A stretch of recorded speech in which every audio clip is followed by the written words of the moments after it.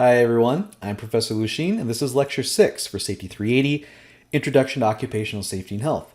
This is the first video of Module 2. So we just finished the first 5 lectures, or Module 1, exploring the safety profession. How it came to be, the major organizations that currently kind of guide, support the profession. Now what I'd like to do is get into the Occupational Safety and Health Administration, which most people identify as either the safety field or where safety professionals work. So what we're going to come to find out is that it's just maybe the minimum. It's a reference point to which we build from. So today we're just going to cover, or in this lecture, we're just going to cover some regulatory history and the OSH Act. What I'd like you to do is read Chapter 4 from the Admin and Programs textbook, just pages 47 through 67. I did some modification from the syllabus, so it's just these 20 pages from the textbook. There's also a YouTube video entitled The Story of OSHA. It's about 28 minutes long. I want you to watch that as well. I'll also provide some additional web links, like to the OSHA webpage, just so you start getting familiar. In a few lectures, I will be providing some tours of the OSHA website, so it's easier for you to find things and actually begin to develop a skill for you in being able to search, interpret, and cite OSHA standards. So I also want you to take a look at the OSH Act itself. So I posted a list for it, and also a post to the AFL-CIO Worker Memorial page. And then, of course, the weekly assignment and the quiz will be based off of content in this lecture. The OSH Act, which is also called the William Steiger Act, also is called the Safety Bill of Rights. Basically, it was designed to provide a more standardized set of occupational safety and health regulations or rules to which employers could refer to, follow, to get some sort of minimum base for what is provided. This act was signed into law by President Richard Nixon on December 9th, 1970. Anybody here who has a background in environmental management or environmental law knows that the OSH Act and also the Environmental Protection Act were signed within a day of each other. The law, the OSH Act, and OSHA came to be on April 28th, 1971. And what's interesting is now April 28th, every year, we recognize or acknowledge the Worker Memorial Day. And I've given you a link, and I want you to, and I'll show you on the next page as well, that that's something we recognize. And you'll also realize that I think it's April 22nd is Earth Day, which in many ways, because that's when EPA came into being. All right, and the reason for it, I've got some of the numbers on the bottom. In the 1960s, prior to this act, in the U.S., we were experiencing over 14,000 people dying per year due to work and over 2.2 million disabling injuries. We still have injuries, but the number of deaths per year, and I mean, also consider that we have a lot more people working, a lot more businesses in the U.S., is now down to around 5,800. Still too many, but a considerable reduction, especially in rate. Here's a little bit of information that I got from the NIOSH website. That's the National Institute of Occupational Safety and Health. We'll cover that later in the course. But here they talk about 2018 numbers. 2019 numbers for workplace fatalities and injuries and illnesses just came out a few weeks ago. We'll get into that in a few more lectures. You'll see the updated 2019, but in 2018, there were about 5,200, a little bit more, worker deaths. And you can see that was a slight increase, and they show the approximate number of injuries and illnesses that occurred. It's not to the level it was in the late 1960s, but still, you also have to consider the fact that we probably have, I don't even want to guesstimate, anywhere from 5 to 10 times more people working than we did then. Also interesting is, whenever we have a transition of presidential administrations, there's always a shift in focus. And I didn't want to share them just yet because I want to focus on regulatory history and just the OSH Act itself. But President Joe Biden just assigned a new head of OSHA. He has put some emphasis on OSHA becoming a more active agency. During the Trump administration, they were silent and weren't doing as many inspections or regulatory type work. But his first initiative is to help employers with COVID programs to protect their workers from injury and illness. In a couple more years, when the injury and illness and death data come out, it'd be really interesting to see the impact of COVID on workplace illness and death. And here I just gave, I mean, you've probably already read the screen, but I referred to some other things that fall under the guise of the OSH Act. And I'll show you an org chart here in a little bit, and then you'll see how those fit in. So OSHA's authority, one, is to basically promulgate safety and health standards. In 1970, when the act was signed in, that first few years, they were adopting consensus standards. So from NFPA, which is fire protection, NEC, which is electrical. How many others? There were a lot of consensus standards out there that trades and unions were already using, and they adopted. And then as time went by, as they research and monitor what was harming people, killing people, they, again, promulgated new regulations for occupational safety and health, and it goes through a process. There's a proposal, there's a review committee, there is public input, and they come back and look at it, and they have to justify it. You can't put too much financial burden on employers, or make them do something that nobody knows how to do. And so it goes through quite a lengthy process. So it's not rarely that all of a sudden we wake up and go, wow, they adopted a new regulation, we got to get on this. It's a drawn out process. And it doesn't always work either. Sometimes it gets voted down. There's enough opposition or dissension that they have to bring it back to committee to discuss. Next is they do enforce the OSHA standards or the OSHA regulations through inspections and investigations. And we'll get into those when we talk about inspections. They require employers to keep certain types of records. They can petition the courts to restrain imminent danger situations. And finally, to approve or reject state programs, and they evaluate their effectiveness. And we'll get into that in the next lecture. Number 6, provide training and education to employers. So they provide a lot of opportunities for professional development or training to employers or training to employees. To consult with employers, employees, and organizations regarding the prevention of injury and illness. So they've got task force or initiatives. To grant funds to states to identification of program needs. Number 9 is to develop and maintain a statistics program, and that's through the Bureau of Labor Statistics, though they house some statistics on their own, and we'll get into that when we talk about those entities. Who is exempt from OSHA? Family farms, government entities, workplaces covered by other safety and health, such as mines, railroads, trans-state trucking, marine terminals, things like that. There are different standards set up for them. And we start getting into looking at the standards themselves.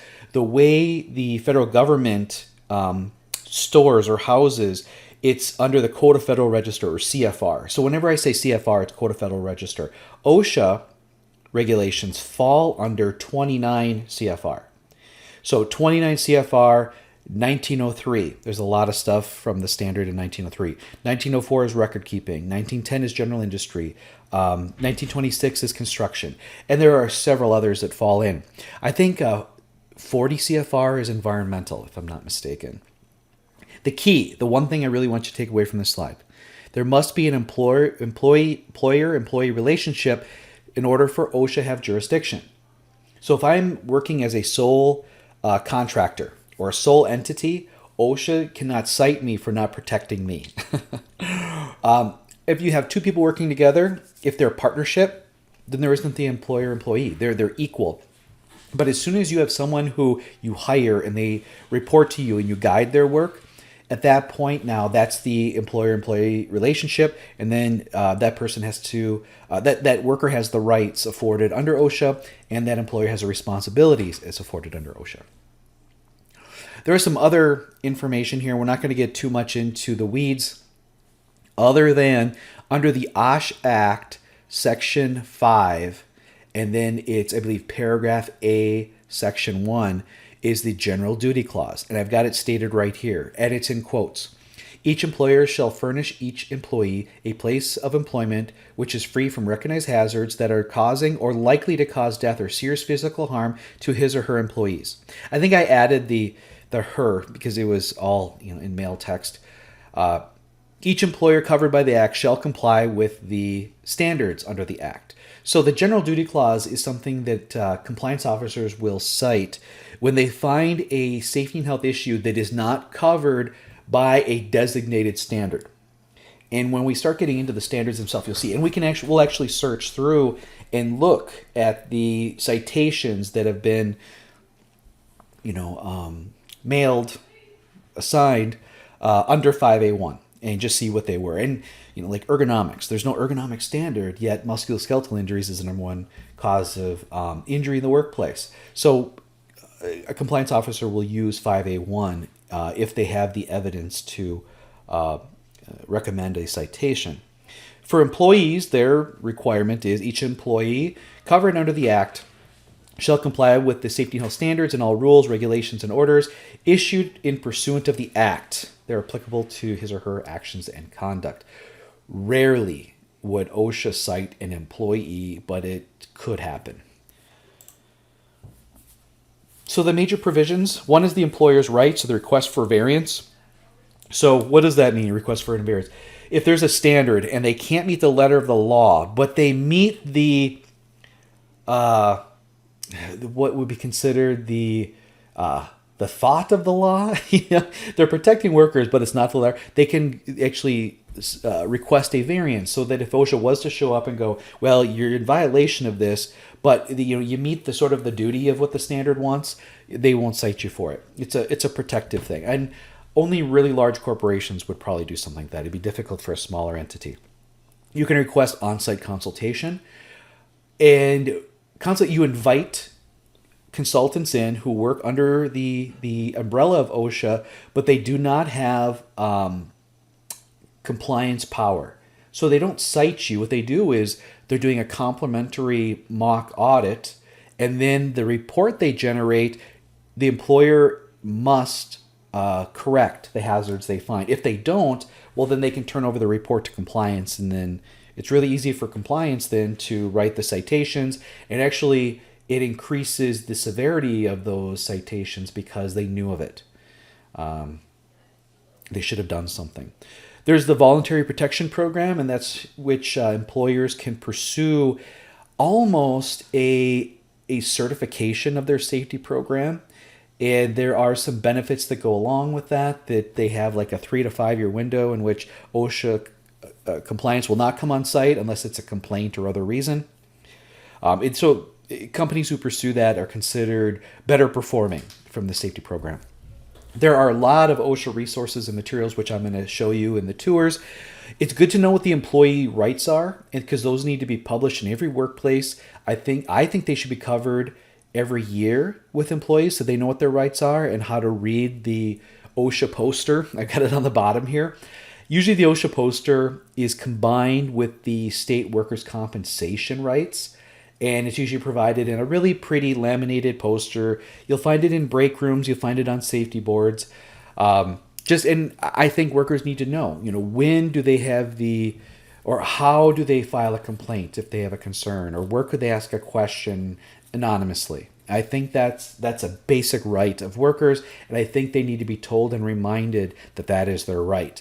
Because sometimes just a call or a question is enough to prevent a serious injury or death in the workplace. There can be also a judicial review of standards. So I'm not going to read all this to you because you can read it faster. Because these are federal laws and states adopt these federal laws within their state laws, if they're a state-run program, and we'll cover that in the next lecture, the courts are involved, but sometimes they have special setup of legal entities to handle the promulgation, to handle petitions challenging the validity of such standards. And that usually comes from employer groups and labor unions are the ones who would be filing these lawsuits in order to petition, or these petitions, that's probably a better way to put it. And then it goes through a certain level of Court of Appeals to be a decision to be made. There's also a National Advisory Committee made up of 12 members appointed by the Secretary. And you can see here how it's all, constructed. And then they make recommendations to the Secretary in order to pursue or to, pivot on certain initiatives. OSHA is housed under the Department of Labor, the U.S. Department of Labor.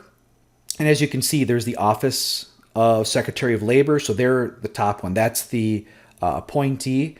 I'll talk about it in a future lecture, who is the Department of Labor under Biden. I know who it is. And then who was just recently, a memo just came out a week ago on who is going to be the Deputy Secretary of OSHA. And you can kind of see how this is all laid out. We'll be looking into the Bureau of Labor Statistics, which is bottom left. You can get a lot of different labor data and statistics through there. But, this covers the whole realm of labor, and OSHA is just one particular aspect of it. So an OSHA standard, once it's been approved, goes through all the process, it's now law.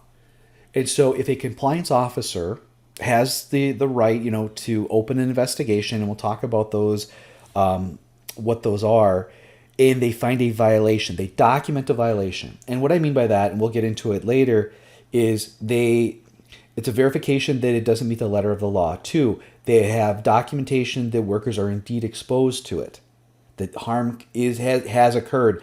And 3, that there is a potential resolution which will be recommended as part of it. So the compliance officer, they write reports on their investigations, and it goes back to the office, and the supervisors review it and make sure that I's are dotted, T's are crossed, and they apply what was found to other evidence required for other citations, previous citations. So there's always a precedent. And then those recommendations go to the regional or the office administrator, the top dog of each OSHA office. And they're the ones who sign off on the citations. So the citations are received through certified mail, post, closing the inspection.